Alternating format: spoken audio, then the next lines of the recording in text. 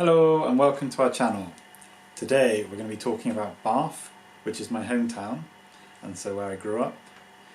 Bath is a beautiful, very small city situated in the southwest of England. It's pretty safe and it's well known for its beautiful buildings and its Roman bath. It has a long history dating back to Bronze Age, where there were hill forts around it, and then when the Romans came over around 70 AD-ish, they built a settlement and a temple on the hot springs, which was later turned into a bath. It has a river flowing through it, which is called the River Avon. There are many River Avons in England because Avon is the ancient Brythonic word for river, so it just really means river, river. It was a fashionable place and lots of rich people came for their health benefits and to dance and have fun during the 18th and 19th century, including the famous author Jane Austen. So today we're going to go top 10 best places to visit, and so we're going to start now with number 10. Number 10, the Fashion Museum. The Fashion Museum is in a building called the Assembly Rooms, which is in the north of the city, close to the Circus and the Royal Crescent, which we'll find out about later. The Assembly Rooms are beautiful buildings, and in the past they used to have dance parties, which continue to this day. In fact, my graduation ceremony from my school was there, as were some of our parties. The Fashion Museum was first created in 1963, when the famous fashion historian Doris Langley donated her collection of clothing to the city, and there's fashion from the 16th century all the way up to the modern day. In fact, every year there's a special competition which is the dress of the year, and so each year a famous dress is decided upon and then you can see it in the museum. It's also interesting because you can try on clothes from Regency period, that's sort of 18th and 19th century, which is a unique opportunity. Number 9, Canals and Locks. The UK is famous for having lots of canals and locks. This is because during the Industrial Revolution, to support the industry which was being built, we had to ship materials all over the country, and so we used our locks and canals to bring all the materials we needed. Bath in fact has a beautiful canal which you can walk along, which starts in the southeast of the city and it wraps around the back of it. If you're very lucky, then as you're walking along you might even see a narrowboat going past and going up a lock. I think some people may not know what locks are. In fact, my wife is Japanese, and the first time she ever saw a lock was in England.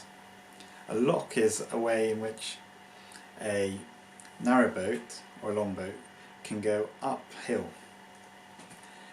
The boat goes into the lock, water enters, making it rise, and then it comes out again. And so when my wife's family came over for our wedding ceremony, we took them around the country seeing lots and lots of interesting things. And so we decided to show them the locks, and we were really lucky because the narrowboat came along and they decided to use the lock just as we were showing my wife's family it. And so as they were doing it, they explained it to us and let us help out. It's quite fun for children as well because there's very big lock gates and they're very heavy and the children can push, and so that's quite exciting for them. Okay, let's move on to number 8. Number 8, Poultney Bridge and the Weir. Poultney Bridge is a beautiful bridge in the centre of Bath. It's built in the Palladian style and it runs across the River Avon. In fact, Bath has lots of Palladian buildings, and they are called Palladian because they're inspired by the famous Venetian architect Andrea Palladio, and he was initially inspired by Greek and Roman architecture. It was built in 1774 and it was designed by a man called Robert Adam, and what makes it really interesting is that it has shops on it, and so you can see the beautiful view from the side, or you can walk across the bridge and go into the shops and look out from the shops and see the river flowing down below you. Now in the previous segment we talked about canals, and so the Bath Canal runs around the back of Bath from the train station all the way to a place called the Holborn Museum and Sydney Gardens. And so if you are interested in watching the canal, you can walk along the canal, get off at the Holborn Centre, and then you can walk all the way down Greater Poultney Street, which will take you down to the bridge and the weir. If you look at this picture here, this is a picture of Poultney Street, then what you can see in the background is a church. That's St Michael's Church. It's not the Abbey, don't get confused. And also the Guildhall and Victoria Art Gallery. The Guildhall is where all the government and administrative stuff happens, and there's also an interesting market, so that's quite nice to see. Number 7, Sunnylands. Sunnylands is a eating house in the middle of Bath, and it's famous for a special bread called the Sunnyland bread. Bath is actually famous for 2 types of bread. One is the Bath bread and one is the Sunnyland bun. They're both sweet breads and they taste like brioche from France. Sunnylands is actually claims to be the oldest house in Bath, built first in 1483, but the current iteration of it was founded in 1930s by Marie Bing Johnson, who claims that she found a recipe for the Sunnyland bun in a secret compartment above the fireplace, and thus she created the eating house. There are many theories as to where the recipe originally came from. Marie Bing Johnson claimed that it was from a Huguenot refugee from France called Solange Lyon, but other theories involve it coming from the word soleil et lune, from French, meaning the sun and the moon. But either way, the bread is delicious and I highly recommend you go there. But you need to be careful because it's very popular and there are often big queues outside. Okay, on to number 6. Number 6, the Jane Austen Centre. The Jane Austen Centre is in the north of the city centre, near to the Circus, which we'll learn about next. Jane Austen is probably the most famous British author, well, female author, apart from maybe J.K. Rowling now, because Harry Potter is ridiculously popular. It's situated in a beautiful Georgian townhouse, and it tells everyone who goes there about the history of Jane Austen in Bath. In fact, Jane Austen set 2 of her novels in Bath, Northanger Abbey and Persuasion. And if you watch the film for Persuasion, then you can actually see a lot of the scenes from it as you walk around Bath. Similarly, the film for Northanger Abbey was filmed in the Roman Baths, which is where Bath gets its name from. Jane Austen lived in Bath for 5 years, from 1801 to 1806, but she didn't like it so much. She complained about eating too many Bath buns, and also about the white glare of Bath, which is a quote from Persuasion. If you go into the Jane Austen Museum, you have quite a lot of nice opportunities. One opportunity is you can try on fashionable clothing from the time, and the other one is that it has a Regency tea room, which means you can have afternoon tea in the sort of atmosphere that someone like Jane Austen or an 18th or 19th century gentleman or lady would have experienced, which is absolutely wonderful and I highly recommend it. If you don't go to the Jane Austen Centre, there are many other places in Bath where you can have afternoon tea, but personally for me, as a fan of Jane Austen's novels, this is the best place. One other little thing about Jane Austen which makes me like it is, when I was a kid I used to do ballet, and because a lot of the period films, like the Jane Austen films, are filmed around my area, I was lucky enough to get invited to be an extra in Emma, and as a child it was quite fun because I went there and we got to be on a film set and dress up in special clothing, though actually most of the time there was no filming done and we were just messing around. But when you get to about 5 minutes from the end, there's a scene with a bunch of peasants working in the field and a hay cart comes across the scene like this and there are two little children sitting on it, a little boy and a little girl talking to each other. And that's me. I'm the little boy with the incredibly curly hair. But at the time I was talking to the girl, I hadn't realised that the camera was rolling, and so I wasn't even trying to act, it was just completely random. Okay, on to number 5. Number 5, the Circus. The Circus is a famous group of houses just in the northwest of the city centre, and near the Jane Austen Centre, which we spoke about in number 6. It was built by the famous architect John Wood the Elder of 1754 to 1768, and it was inspired by Stonehenge, which is actually quite close to Bath. John Wood the Elder thought that because of Stonehenge and also some of the other stone circles which are nearby, the Bath area must have been one of the heartlands for Druidic culture, and so that's why he wanted to make the Circus. Like many of the other places we mentioned, it has Palladian influence, and it's made up of 3 different segments with roads connecting out. And in the middle there is a green with some gigantic trees, and it's very beautiful. Many famous people have lived there over the years, probably the most famous being a famous painter known as Thomas Gainsborough. Also, during World War II, when the Germans were bombing England and we were bombing them back, the Allies and the Germans wouldn't bomb each other's beautiful places, but after the bombing this all changed, and so in revenge the Germans bombed Bath.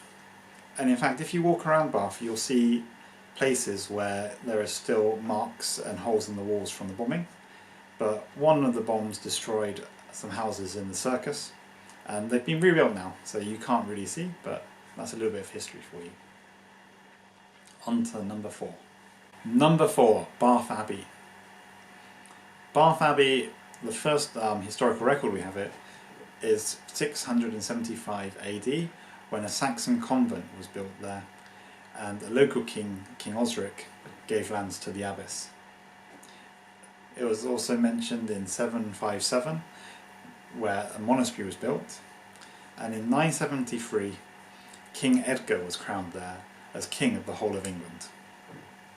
In 1088, a new cathedral was ordered to be built over the old Saxon monastery, and in 1499, the current iteration was built. Henry VIII closed the monastery in 1539, but this was reopened later. Okay, it's a beautiful building, it's full of very old architecture, and because we have a cathedral, this makes Bath a city. Maybe people from other countries don't know this, but in England, a city isn't decided by your population, but actually by whether or not you have a cathedral. And so whilst we call it Bath Abbey, it actually has cathedral status, along with the Wales Cathedral, which means that it has a bishop. The Bishop of Bath and Wells is shared between the two. This is Wells, W-E-L-L-S, not Wales, which is the country, and a common mistake by people not from England and Wales and the UK. If you have the time, I also highly recommend going to Wells Cathedral, because it is also very beautiful.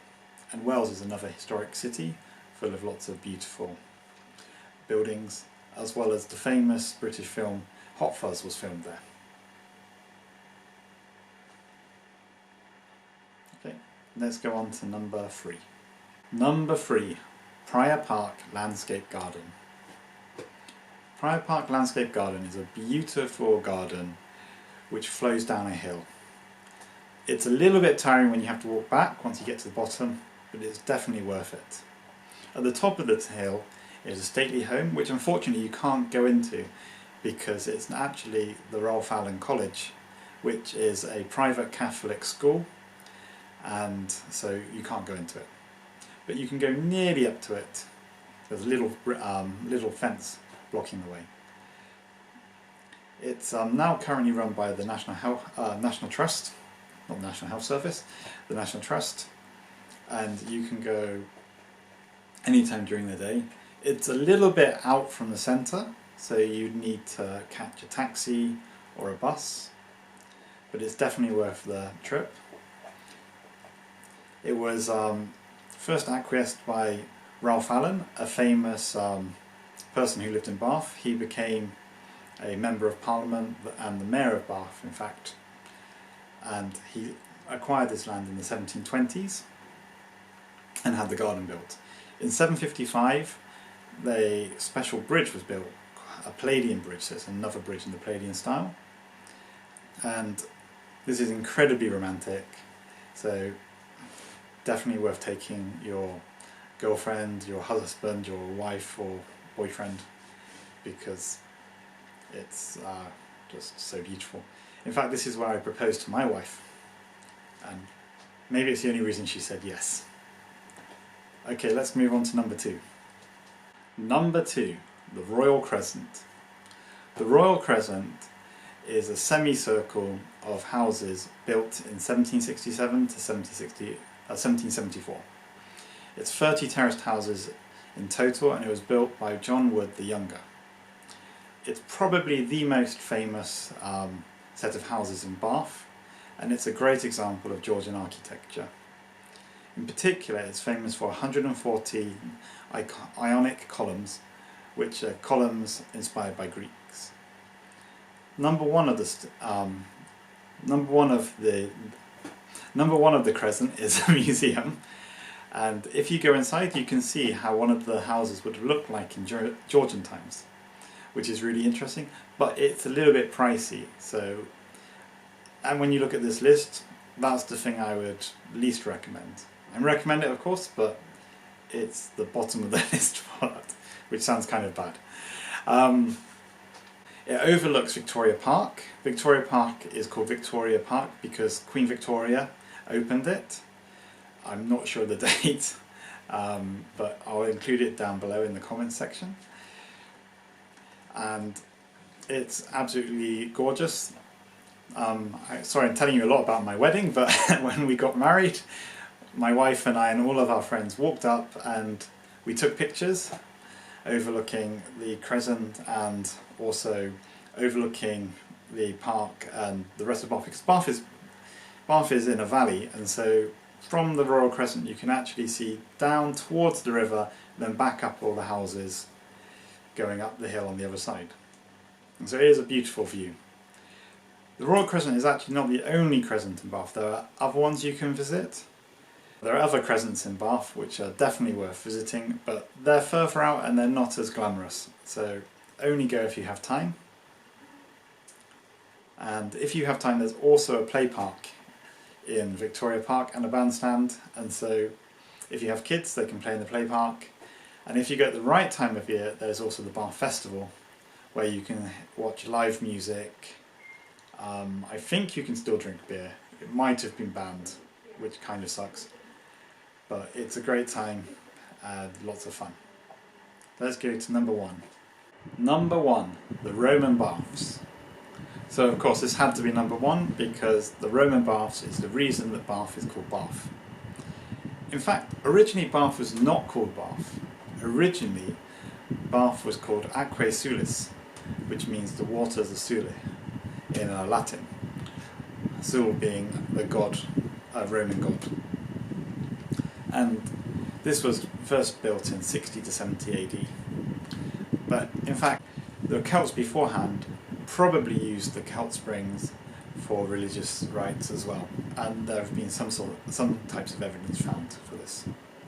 Over the next 300 years, from 60 to 70 AD, the bathing complex developed, and if you go to the Roman Baths, then you can go down and you can see all of the old Roman remains of the baths, and it's really, really interesting. You can see all the different types of baths, and in the whole of Britain this was very famous because the Romans loved bathing because they liked to keep clean, but in those times to heat up a big pool of water took a lot of energy, and so you couldn't really do it. So having natural thermal springs meant that you could have a gigantic bath. And so in the Roman baths they didn't have just one bath, they had multiple. And so for people at the time it must have been very glamorous going here. And so because of that, there are now lots and lots of interesting remains we can find. There are coins from different eras with different Roman emperors' heads on them. There are graves. There are scrubbing brushes used for doing things like peeling oil off people, and all the sorts of things which you would imagine you'd find left over after the Romans had been there. Also, in the 18th century, the current buildings were built by John Wood the Elder and John Wood the Younger, who are the people who built the Circus and the Royal Crescent, the famous architects. They are absolutely beautiful buildings, and even to this day people have dinner parties there. In fact, my wife and I, sorry, I keep talking about my wife and my wedding. We had our wedding in the Roman baths. You can see some pictures here behind me. And then afterwards we had our reception in the pump rooms, which is the 18th century buildings. And it was absolutely magical. And because it's all run by the local council, it's actually quite affordable. And so if anyone wants an interesting wedding, then this is a great opportunity for you. And so on that note, after you finish looking around the baths, you should definitely go into the pump rooms and get afternoon tea or just some crumpets. And don't forget to sample the water, because they are absolutely disgusting. Okay, that's the end of our top 10. Thank you for holding on and watching this far. It's our first video on the channel, so I hope you've enjoyed it. And thank you again. See you next time. Bye. I'd like to say a big thank you to all the kind people that have allowed their amazing photographs to be used under Creative Commons licenses. You guys are amazing, and without you we couldn't have made this video. Accreditation will follow. If you enjoyed the video, please like and subscribe.